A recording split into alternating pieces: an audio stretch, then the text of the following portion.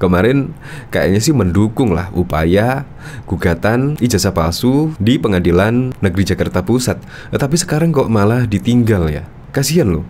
Sekarang sudah dibui, tetapi gugatan dari Bambang Tri malah dicabut.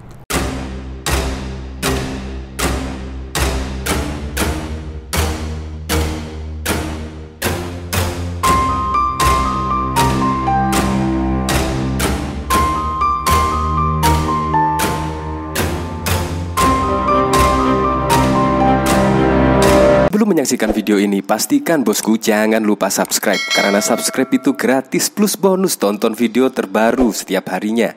Jangan lupa ya. Nah, akhirnya terjawab sudah ya. Kemarin sibuk kowar-kowar lah, yaitu ijazah Presiden Joko Widodo palsu. Dan bahkan juga telah dilayangkan gugatan ke PN Jakarta Pusat. Tetapi faktanya setelah 10 hari sidang pertama, sekarang malah dicabut gugatannya. Penasaran ya? Gara-gara apa kira-kira dicabutnya gugatan tersebut? Berbagai spekulasi pun muncul, ada tekanan lah dan macam-macam. Ternyata di sini sungguh masuk akal sekali menurut Refly Harun ini, yaitu alasannya takut kalah. Nah, ini bahkan juga ditanggapi oleh Alex Tam 878. Jadi yang mencabut gugatan ijazah palsu Jokowi itu bukan atas permintaan Bambang Tri, tapi oleh lawyer tim kuasa hukum Bambang Tri. Alasannya takut kalah. Ingat Drun, pencabutan gugatan ijazah palsu Jokowi karena lawyernya takut kalah.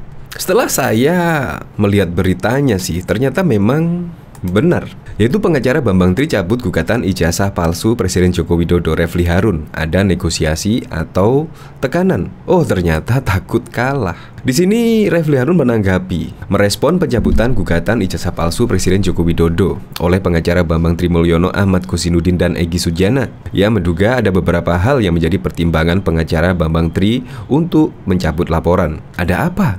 Yang pasti ada 3 hal. Apakah ada negosiasi atau ada tekanan, dan murni karena taktik dan strategi.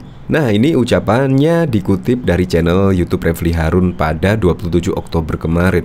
Namun lanjut advokat ini, bahwa dari ketiga hal itu ia tak bisa berspekulasi dan analis karena tak ada informasi apapun. Namun yang bisa dianalisis yaitu dari pernyataan tim kuasa hukum Bambang Tri mencabut gugatan karena tak mau dikalahkan, karena akan membuat cacat karir keadvokatannya. Ucapnya, masa sih Egy Sujana CS tidak pernah kalah, tapi kok takut ya? Mungkin sedang terpeleset saja Egy Sujana, tambahnya. Refly menambahkan bahwa yang mencabut gugatan bukan dari keinginan Bambang Tri, melainkan dari pengacaranya saja dengan alasan takut dikalahkan. Saya berpikir, kok jadi kasihan ya dengan Bambang Tri Mulyono ini ya. Kemarin kayaknya sih mendukung lah upaya gugatan ijazah palsu di Pengadilan Negeri Jakarta Pusat. Tapi sekarang kok malah ditinggal ya. Kasihan loh. Sekarang sudah dibui, tetapi gugatan dari Bambang Tri malah dicabut. Coba kita lihat komentar-komentarnya di sini ya. Kira-kira gimana ya? Kuasa hukum Bambang Tri mendadak cabut gugatan ijazah palsu Jokowi. Ada tekanan penguasa. Tekanan penguasa yang mana? Saya kok nggak percaya sih tekanan penguasa. Nggak mungkin lah. Apalagi cuma menurut saya kasus hiburan aja. Misalkan kalau digugat sampai selesai pasti juga kalah. Apalagi sekarang semua teman-teman Presiden Joko Widodo memberikan saksi. Guru-guru Presiden Joko Widodo juga memberikan saksi. Jadi menurut saya ya masuk akal kalau pasti akan kalah lah. Makanya dicabut. Ya sebelum dibuat malu sih di persidangan, akhirnya ya dicabut juga.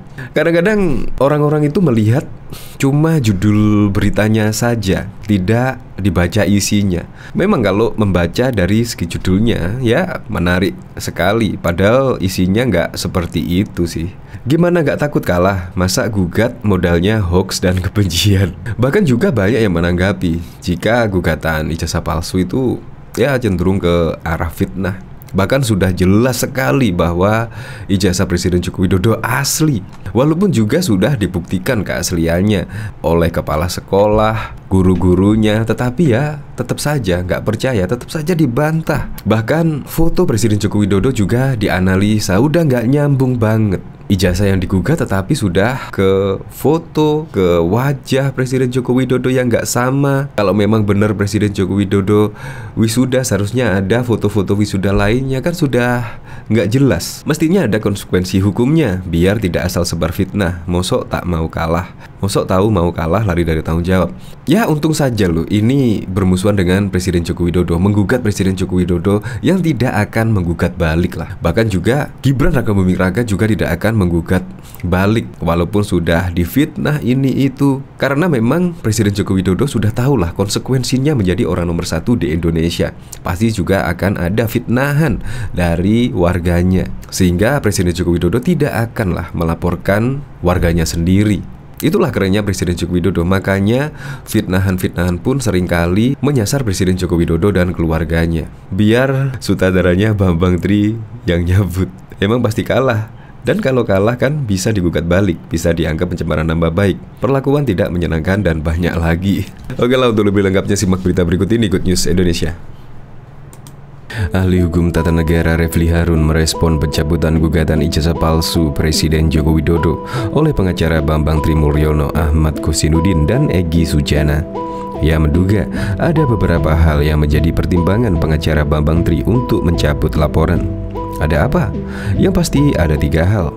Apakah ada negosiasi atau ada tekanan dan murni karena taktik dan strategi? Ucapnya dikutip dari kanal YouTube Refli Harun Official pada Kamis 27 Oktober 2022. Namun, lanjut advokat ini bahwa dari ketiga hal itu ia tak bisa berspekulasi dan analisis karena tak ada informasi apapun. Namun, yang bisa dianalisis yaitu dari pernyataan tim kuasa hukum Bambang Tri yang menyebut pencabutan gugatan karena tak mau dikalahkan karena akan membuat cacat karir keadvokatannya. Ucapnya, kenapa takut dikalahkan? Tapi kok takut ya? Mungkin sedang terpleset saja, Egy Sujana tambahnya. Refli menambahkan bahwa yang mencabut gugatan bukan dari keinginan Bambang Tri, melainkan dari pengacaranya saja dengan alasan takut dikalahkan. Keadvokatannya itu sebenarnya bukan menang dan kalah, tapi bagaimana mencari keadilan, bukan dengan cara kotor yang suap hakim dan sebagainya. Kalau menang dengan kong kali kong, ya buat apa bebernya? Sekali lagi, ya bahwa keadvokatannya bukan soal menang dan kalah, tapi bagaimana cara memperjuangkan perbedaan dan keadilan, kebedanaan dan keadilan tambah pria lulusan hukum UGM ini. Refli pun menyebut bahwa pengacara Bambang Tri itu egois. Kesannya egois, ya karena takut kalah dan coreng karir advokatnya, tambahnya. Lebih lanjut, Refli Harun mengatakan bahwa alasan lain karena pengacara ini tak mampu lagi menampilkan bukti dan saksi. Karena bukti dan saksinya ada di Bambang Tri yang sedang dipenjara karena kasus penistaan agama. Penahanannya juga tak dikabulkan. Oleh karena itu, jika tak ada saksi dan bukti, maka bisa dikalahkan paparnya. Mantan komisaris BUMN ini juga menjelaskan bahwa alasan dicabutnya gugatan itu karena bisa kalah. Di kemudian hari, kliennya tak bisa menggugat lagi kasus ini. Dicabut agar tak merugikan kliennya. Kalau kalah maka dia tak bisa gugat di kemudian hari. Mungkin saja seandainya Bambang Tri bebas dan lepas dari kasus penistaan agama, dia akan gugat lagi, pungkasnya. Bambang Trimulyono mencabut gugatan terhadap Presiden Jokowi terkait tudingan ijazah palsu Presiden Joko Widodo di Pengadilan Negeri Jakarta Pusat pada Kamis 27 Oktober. Kami mengambil opsi untuk mencabut perkara dengan demikian sesuai dengan ketentuan perdata, kata kuasa hukum Bambang Tri Ahmad Kosinudin dalam kepada wartawan. Pada Kamis 27 Oktober, keputusan ini diambil karena Bambang Tri sudah berstatus tersangka dalam kasus dugaan ujaran kebencian berdasarkan SARA yang telah ditahan Direktorat Tindak Pidana Cyber Bareskrim Polri. Langkah hukum yang kami tempuh ini adalah upaya untuk melindungi kepentingan klien kami. Kalau perkara tidak dicabut, perkara akan kalah di persidangan, maka klien kami akan kehilangan hak hukum, kata Kosinudin. Klien kami masih memiliki hak hukum. Nanti setelah selesai perkara pidananya, Bambang bisa menggugat kembali karena perkara ini belum masuk sampai materi pokok, ujarnya. Sebagaimana diketahui, Bambang Trimulyono menggugat Presiden Joko Widodo terkait tudingan ijazah palsu ke Pengadilan Negeri PN Jakarta Pusat.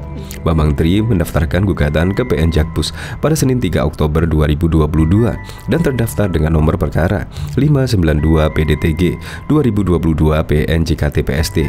Selain Jokowi, ia juga menggugat Komisi Pemilihan Umum KPU, Majelis Permusatan Rakyat MPR, serta Kementerian Pendidikan, Kebudayaan, Riset, dan Teknologi di Pengadilan Negeri Jakarta Pusat. Bambang menggugat Jokowi menyangkut pribadinya yang diduga menggunakan ijazah palsu saat mengikuti pemilihan presiden 2019 yang lalu. Bambang Trimulyono, penggugat ijazah Presiden Joko Widodo, akhirnya mencabut gugatannya. Gugatan itu dicabut mesti sudah menjalani sidang perdata pertama. Diketahui gugatan itu terkait dengan tudingan ijazah palsu yang digunakan saat mendaftarkan pemilihan presiden pada periode 2019 hingga 2024. Dilansir SIPP PN Jakarta Pusat pada Senin 3 Oktober, gugatan itu dilayangkan oleh Bambang Trimulyono. Gugatan tersebut didaftarkan hari ini dengan klasifikasi perkara adalah perbuatan melawan hukum. Gugatan itu telah terregister dengan nomor perkara 592 PDTG 2022 PN JKT PST. Dalam gugatan ini, Bambang menggandeng Ahmad Kosinudin sebagai penasihat hukumnya. Adapun para tergugatnya adalah tergugat 1 Presiden Jokowi, tergugat 2 Komisi Pemilihan Umum KPU, tergugat 3 Majelis Pemusatan Rakyat MPR, serta tergugat 4 Kementerian Pendidikan, Kebudayaan, Riset, dan Teknologi. Menanggapi hal tersebut, tenaga ahli utama kantor staf Presiden KSP Ade Irfan Pulungan mengaku belum membaca detail mengenai detail-detail dalil-dalil yang diajukan. Namun dia menegaskan proses administrasi yang sudah berlangsung tentunya sudah melalui beragam klarifikasi dan verifikasi yang tidak sembarangan. Saya belum membaca dalil-dalilnya. Apa alasannya? Ini kan berdata, perbuatan melawan hukum katanya kan? Tapi kita bisa melihat apa yang menjadi dasar si pemohon melakukan itu. Saya pikir tidak ada korelasi antara dalil yang dia membuat dengan kenyataan fakta yang ada. Kalau dia sangkakan ada ijazah palsu Pak Jokowi, ini kan bisa terbantahkan. Kenapa? Pak Jokowi itu sejak menjadi wali kota, persyaratan itu kan dimasukkan. Itu kan jadi persyaratan. Nah, kenapa pada saat itu dia tidak lakukan, atau dia nggak tahu, atau dia gimana? Ucap Ade Irfan ketika dimintai keterangannya. KPU kan tidak bodoh lah, toh tidak orang asal lah. Sejak wali kota 2 periode, gubernur, presiden, persyaratan itu kan tidak berbeda. Apa korelasinya dia mengatakan ijazah palsu terhadap fakta kenyataan? Apa imbuhnya?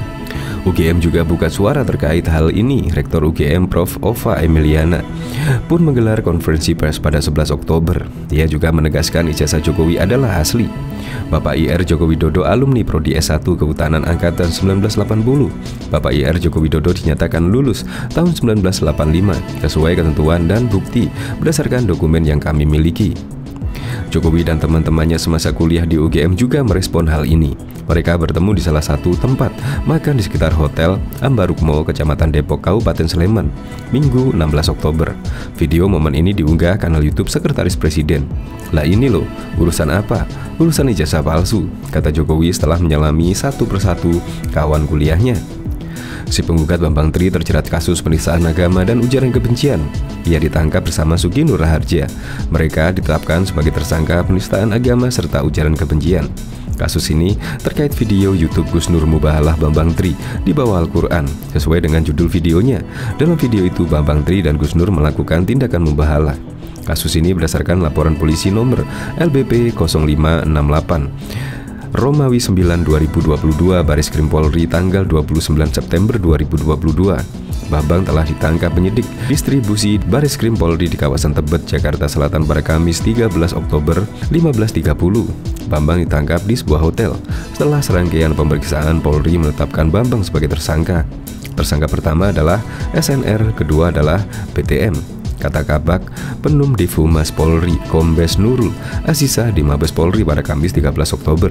Keduanya disangkakan pasal 156A huruf A KUHP tentang penistaan agama, pasal 45A ayat 2 junto, pasal 28 ayat 2 Undang-Undang Nomor 19 Tahun 2016 tentang perubahan atas Undang-Undang Nomor 11 Tahun 2008 tentang informasi dan transaksi elektronik, tentang ujaran kebencian berdasarkan suku, agama, ras, dan antar golongan.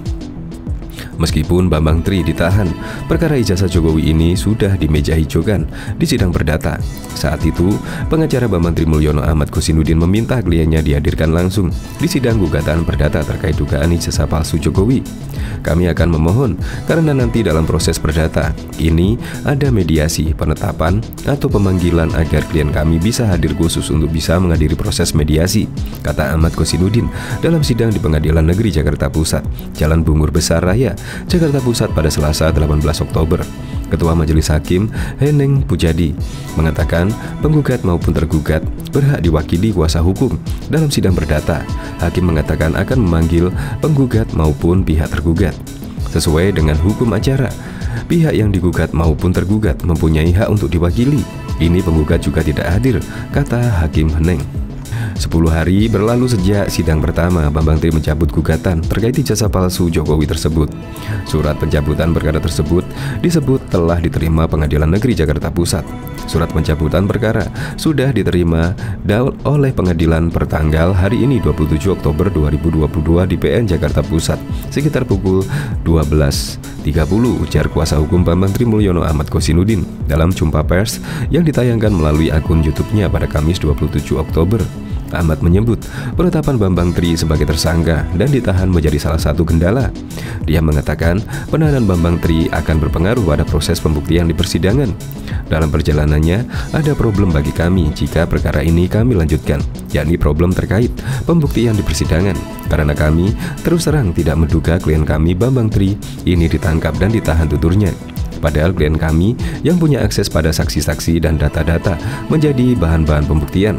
Tentu saja ini akan berpengaruh pada proses persidangan. Karena itulah kami bermusyawarah untuk memutuskan apa yang terbaik bagi klien kami, sambungnya.